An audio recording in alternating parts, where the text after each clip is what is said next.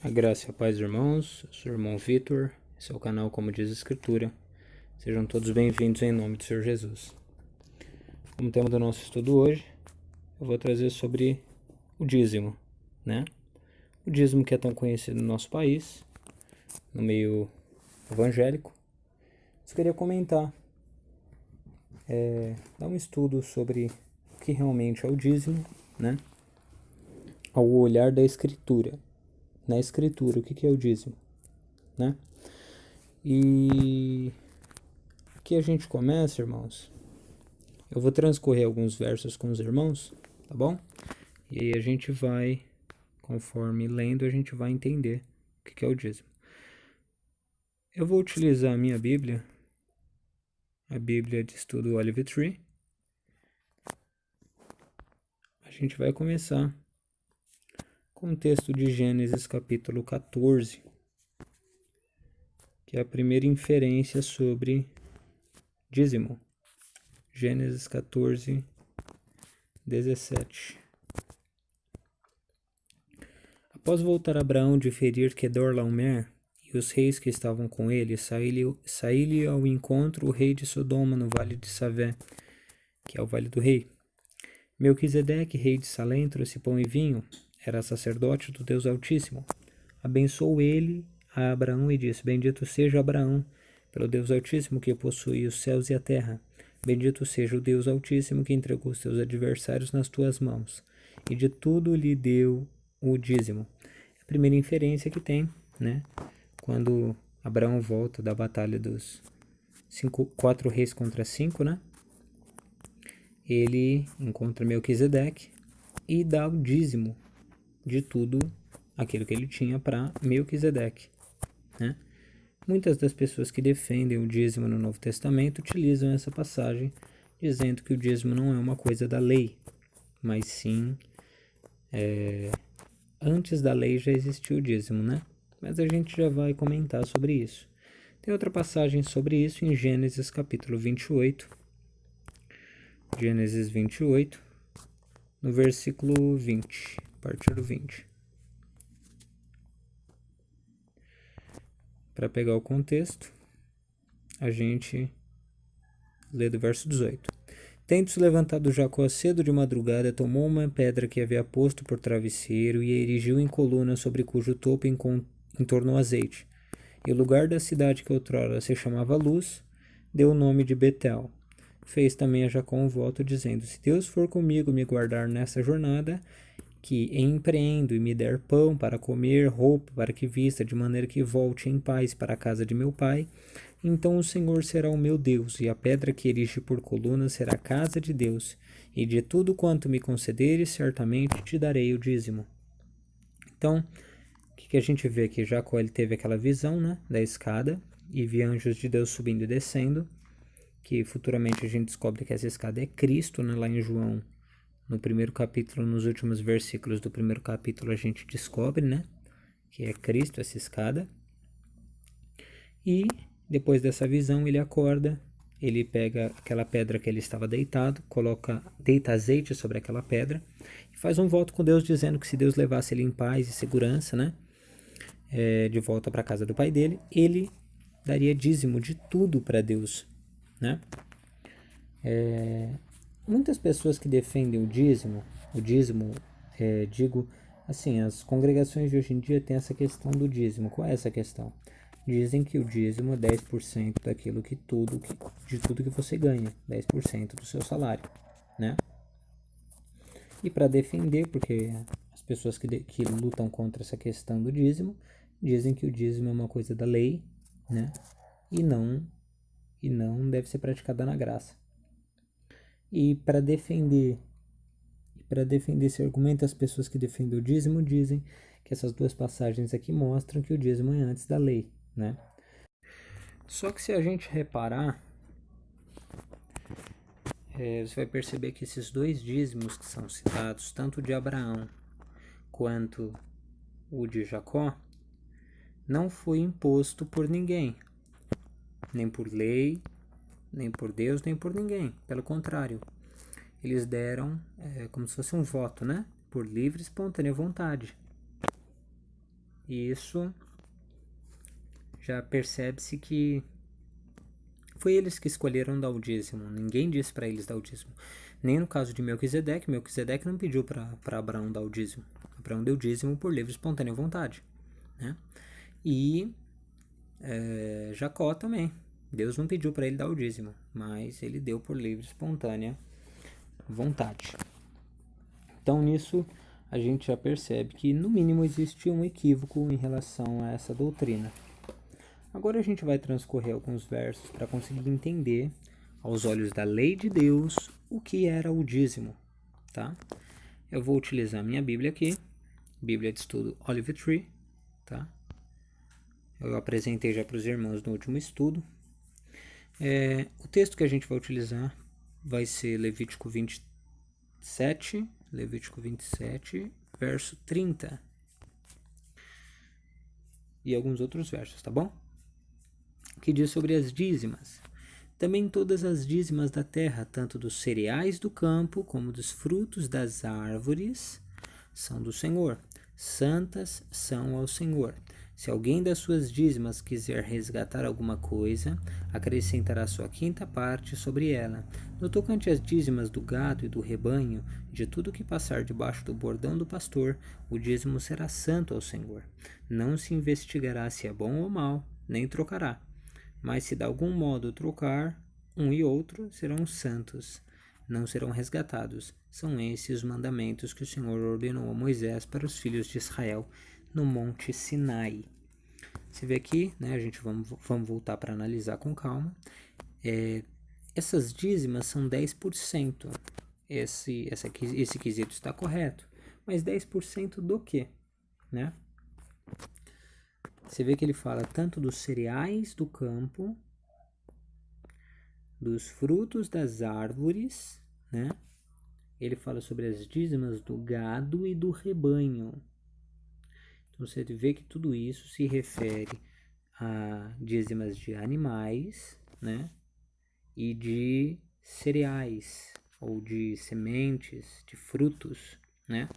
O dízimo se referia a isso, né? Vamos ver outra passagem em Números, capítulo 18, de 21 a 24. Diz assim: Aos filhos de Levi dei todos os dízimos em Israel por herança, pelo serviço que prestam, serviço da tenda da congregação. E nunca mais os filhos de Israel se chegaram à tenda da congregação, para que não levem sobre si o pecado e morram. Mas os levitas farão serviço da tenda da congregação e responderão por suas faltas. Estatuto perpétuo é este para todas as vossas gerações, e não terão eles nenhuma herança no meio dos filhos de Israel, porque os dízimos dos filhos de Israel que apresentam o Senhor em oferta dei por herança aos levitas. Porquanto eu lhes disse, no meio dos filhos de Israel nenhuma herança tereis. Então você vê aqui, Deus ele dá os dízimos aos sacerdotes. Primeira coisa que os dízimos eram cereais, né? Eram grãos e frutos, e o gado, né? E esse dízimo era dado aos sacerdotes, aos filhos de Arão, né? Sacerdotes da lei mosaica. Então você vê que isso já vai nos esclarecendo um pouco mais. Vamos lá em Deuteronômio, capítulo 14, versículo 22. Diz assim: Certamente darás os dízimos de todo o fruto das tuas sementes, olha só, que ano após ano se recolher no campo, e perante o Senhor teu Deus, no lugar que escolher para ali fazer habitar o seu nome.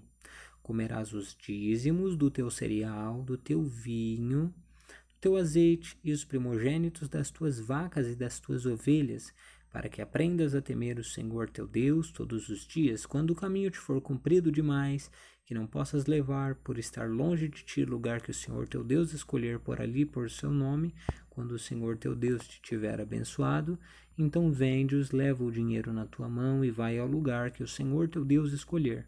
Esse dinheiro dá-lo-ás por tudo que deseja a tua alma, por vacas ou ovelhas, ou vinho ou bebida forte, ou qualquer coisa que te pedir a tua alma. come-o ali perante o Senhor teu Deus, e te alegrarás, tu e tua casa. Porém não desampararás o levita que está dentro da tua cidade, pois não tem parte nem herança contigo. Ao fim de cada 3 anos, tirará todos os dízimos do fruto do terceiro ano e recolherás na tua cidade. Então virão o levita, pois não tem parte na herança contigo, o estrangeiro, o órfão, a viúva, que estão dentro da tua cidade.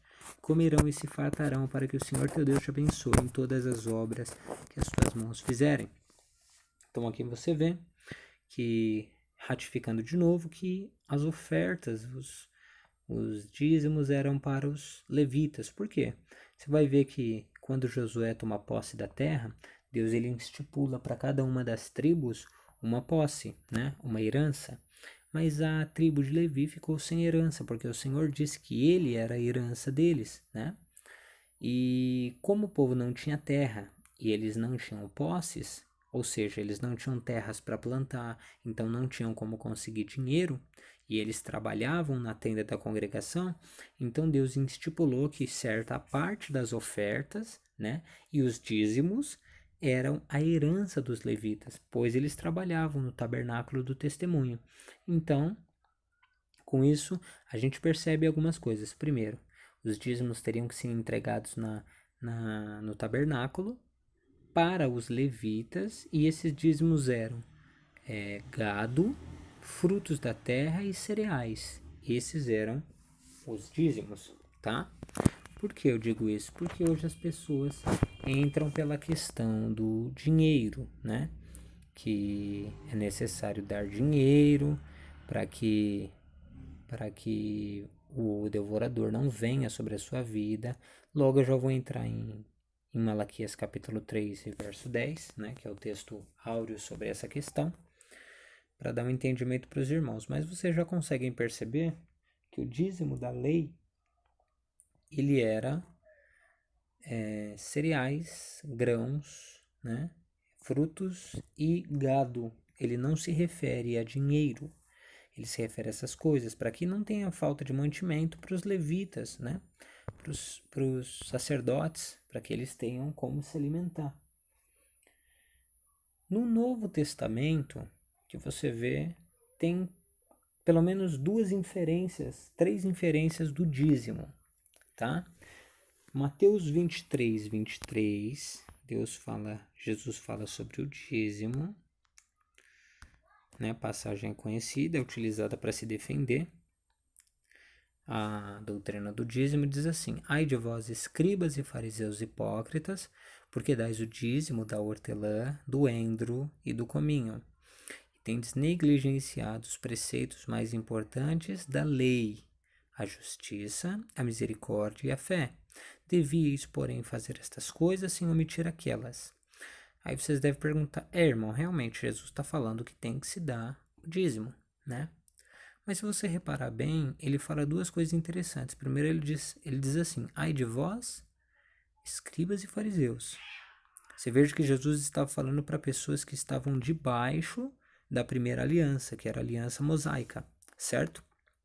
Jesus, ele viveu no tempo da lei. Jesus, no tempo que ele andou sobre a terra, ainda vigorava o tempo da lei. A graça começou a partir do momento que Cristo foi sacrificado naquele madeiro. E ali começa realmente o período da graça, né? Pelo completo período da graça. Então ele se refere primeiro aos fariseus, né? Que ele fala que deveria dar o dízimo da hortelã, do endro e do cominho, que eles faziam isso, mas eles negligenciavam outros preceitos da lei. Então você vê que isso é um preceito da lei, correto? Então, e ele fala que eles negligenciavam a justiça, a misericórdia e a fé, que também eram os preceitos mais importantes da lei, né? Que se projetam até a graça. Tem outra passagem que fala sobre isso, que é Lucas 18, 12. Outra inferência sobre dízimo. E lá diz, para a gente pegar o contexto, parábola do fariseu e o publicano. Propôs também esta parábola a alguns que confiavam em si mesmos por se considerarem justos e desprezavam os outros. 2 homens subiram ao templo com o propósito de orar, um fariseu e outro publicano.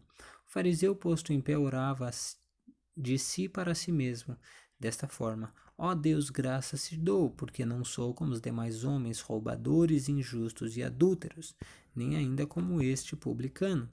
Jejuo 2 vezes por semana e dou o dízimo de tudo quanto ganho. O publicano estava em pé longe, não ousava nem ainda levantar os olhos para o céu, mas batia no peito, dizendo: Ó Deus, se propício a mim, pecador. Digo-vos que este desceu justificado para sua casa, e não aquele, porque todo que se exalta será humilhado, mas todo que se humilha será exaltado. Você vai ver que o publicano e o fariseu dizia que jejuava 2 vezes por semana e dava dízimo de tudo que ganhava. Outra vez você vê que era a questão da lei de Moisés, né? Os fariseus ali naquela época eram uma seita judaica que viviam debaixo da lei de Moisés. Então, isso não tem inferência nenhuma à igreja, né? Nem a graça, nem aqueles que estão debaixo da graça, né? Isso daqui é uma questão da lei de Moisés, né? E a última passagem no Novo Testamento que aparece sobre dízimo é a passagem de Hebreus, aqui em Hebreus, capítulo 7, do 1 ao 10. É um pouco mais direta porque diz: Porque este Melquisedeque, rei de Salém, sacerdote do Deus Altíssimo, que saiu ao encontro de Abraão quando voltava da matança dos reis, e o abençoou, para o qual também Abraão separou o dízimo de tudo. Primeiramente se interpreta rei de justiça, depois também é rei de Salém, ou seja, rei de paz. Então você vê que Abraão, de novo falando sobre aquela passagem de Abraão, né? A qual ele deu o dízimo de todas as coisas. Então você vê que no Novo Testamento, essa questão do dízimo, ela deixa bem claro que o dízimo é algo da lei e não da graça, né? Agora, se a gente for analisar Malaquias 3:10, vamos lá, Malaquias, capítulo 3, verso 10, texto muito conhecido, diz assim, a partir do verso 8: Roubará o homem a Deus? Todavia vós me roubais e dizeis: em que te roubamos? Nós dizemos: nos dízimos e nas ofertas. Com maldição sois amaldiçoados, porque a mim me roubais vós a nação toda. Trazei todos os dízimos à casa do tesouro, para que haja mantimento na minha casa. Provai-me nisso, diz o Senhor dos Exércitos, se eu não vos abrir as janelas do céu e não derramar sobre vós uma bênção sem medida. Por vossa causa repreenderei o devorador, para que não vos consuma o fruto da terra. A vossa vide no campo será estéril, diz o Senhor dos Exércitos. Todas as nações vos chamarão felizes, porque sereis uma terra deleitosa, diz o Senhor dos Exércitos. Então, se você olhar aqui, as pessoas utilizam esse texto para dizer o quê? Que aquele que não dá o dízimo, né? Que na visão dessas pessoas é dinheiro, 10% do ganho da pessoa, seja mensal, semanal, diário, independente de como eles aplicam isso, a pessoa está debaixo de uma maldição, né? E essa maldição implica que esse espírito, que eles chamam de espírito, né, devorador, eles acreditam que esse espírito, esse suposto espírito, tem o poder de entrar na vida da pessoa quando ela não dizima e destruir, né, as coisas. Sua televisão vai queimar, seu rádio não vai pegar mais, sua máquina de lavar vai quebrar, porque você não deu o dízimo, né, na congregação ao qual você faz parte, né? Mas isso, infelizmente, né, ou felizmente, é um equívoco. Por quê? Porque você vê, primeiro ele está falando a toda a nação. Essa nação aqui é a nação de Israel, né? Os profetas, em primeira instância, fizeram essa mensagem para a nação de Israel. Por quê? Porque o povo ali tinha deixado, né, de servir a Deus retamente, de fazer a vontade do Senhor. Então você vê que eles deixaram de dar os dízimos e as ofertas. Eles davam o animal coxo, eles davam o animal manco, eles davam as piores ofertas. E a Bíblia diz que você tinha que dar as melhores, né, os melhores dízimos, a melhor parte.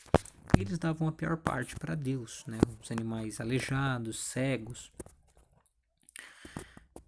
enfim. E nisso, se eles não dessem esse dízimo, Deus diz que fecharia as janelas dos céus, se eles não dessem esse dízimo, né? E essas janelas dos céus hoje é interpretado como bênçãos, ou seja, uma questão financeira, mas se você reparar, o povo de Israel ele era movido à base de agricultura, ou seja, era necessário que havia chuva para que a plantação pudesse ser germinada, crescesse, para que desse o seu fruto, né? E pudesse ter os ganhos através dessa colheita. Se não houvesse chuva, não havia colheita. Se não havia colheita, não havia dinheiro. E também as festas de Deus eram rodeadas ao redor dessas colheitas. Ou seja, se não havia colheita, não haviam festas. Se não haviam festas, não havia, né, não havia expiação, não havia nada. Então era necessário que houvesse essas chuvas, né? Tanto a chuva temporã quanto a chuva serôdia, né? Isso é um assunto muito interessante que a gente pode abordar em algum outro vídeo também. Então você vê que essas bênçãos sem medida são chuvas que são derramadas na lavoura desse povo que necessitava dessa colheita, né? Esse devorador, irmãos, que vocês estão lendo aqui, na verdade ele é conhecido como gafanhoto. Em algumas traduções até aparece como gafanhoto. Por quê? Porque o gafanhoto ele é um destruidor de plantações, né? Vinham gafanhotos e destruíam as plantações. Se você olhar lá numa das pragas do Egito, né? Vieram enxames de gafanhotos e destruíram as plantações dos egípcios, né? E naquela época a plantação era, né, a fonte de lucro da nação. Então, quando não havia uma plantação boa, uma colheita boa, a nação ficava quebrada, né, financeiramente falando. Então Deus repreenderia esse gafanhoto para que não comesse a sua lavoura, para que não comesse dos frutos dessa plantação. Então assim a gente consegue compreender o contexto do que está sendo falado, né? Porque as pessoas acabam não percebendo sobre o que é o dízimo, né? Para onde deve ser entregue, porque essa passagem de Malaquias 3:10 diz tudo, né? Diz que o dízimo devia ser entregado na casa do tesouro, que era o próprio tabernáculo, né? Aos levitas, que foi o que Deus instituiu, né? Segundo a sua lei, Deus instituiu aos levitas, porque eles não tinham herança, eles não tinham moradia, não tinham terra, e era necessário que fosse entregue para que Deus abrisse as janelas dos céus e permitisse que a chuva descesse para que abençoasse, né, a plantação deles, para que a nação tivesse sustento, certo? E Deus repreenderia o gafanhoto que destrói essas plantações, né? E tudo isso é o que é ensinado, né? Correto ensinamento sobre o dízimo é isso. Ou seja, no Novo Testamento nós não temos nada sobre essa questão de dízimo.